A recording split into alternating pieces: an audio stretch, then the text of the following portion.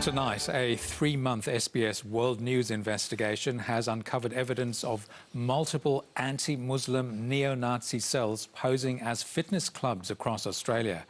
These groups have never before been uncovered in Australian media and have sparked grave concern in the highest ranks of Australia's security services. SBS has seen footage of the groups acquiring illegal firearms and engaging in paramilitary training in the Australian bush, as well as encrypted discussions with overseas terrorist organisations on the use of explosives. It comes as the AFP's counter-terrorism boss tells SBS his unit has seen a 750% spike in its extremist nationalist caseload in just 18 months.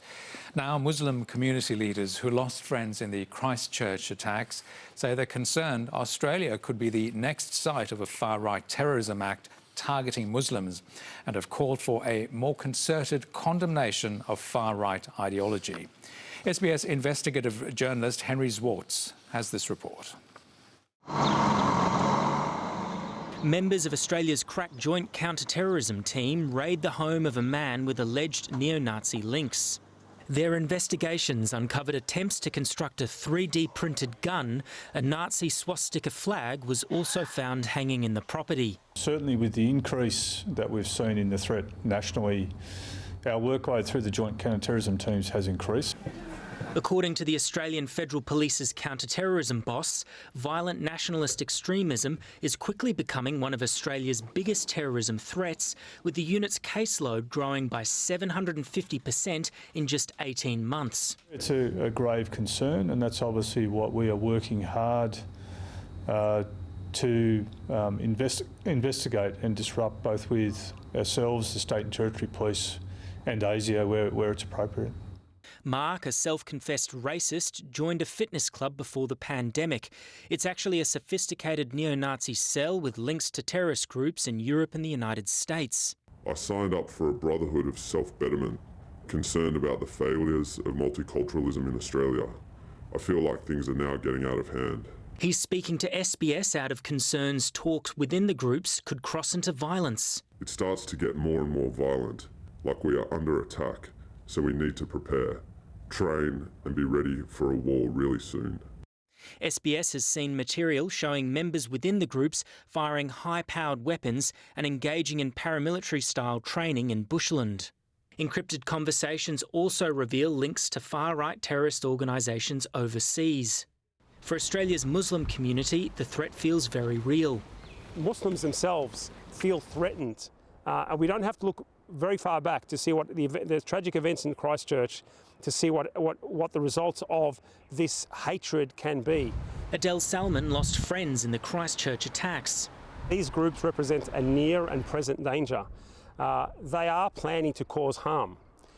They are growing. Far-right experts say armed cells pose a significant threat.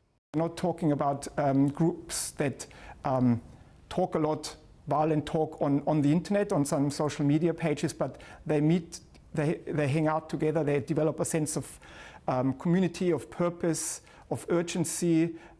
They act in the woods. It's something that literally anybody can get involved in. Jeff Scoop was the head of America's largest neo-Nazi group for more than 15 years. He says the material SBS has obtained reveals a sophisticated and concerning threat. When you have people that are training with guns, that are armed, that know how to use them and things like that, you have that potential risk. What if it's just one? What if it's one out of, say, 100 that goes out and does that? How many people potentially can they harm?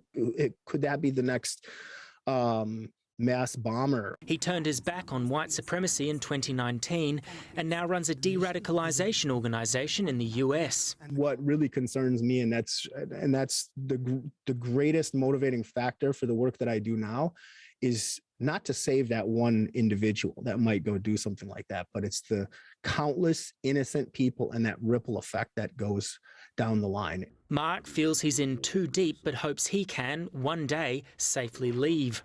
His fear is that these unknown groups will achieve notoriety in the most shocking of ways. You haven't heard of us, but you hadn't heard of the Christchurch shooter before March 15th, 2019 either. The AFP says the threat of violent nationalist extremism will continue to rise and that it'll carry out arrests regardless of the ideology involved. Henry Zwartz, SBS World News. And for more on this powerful SBS special investigation, go to our SBS News website. There are fears in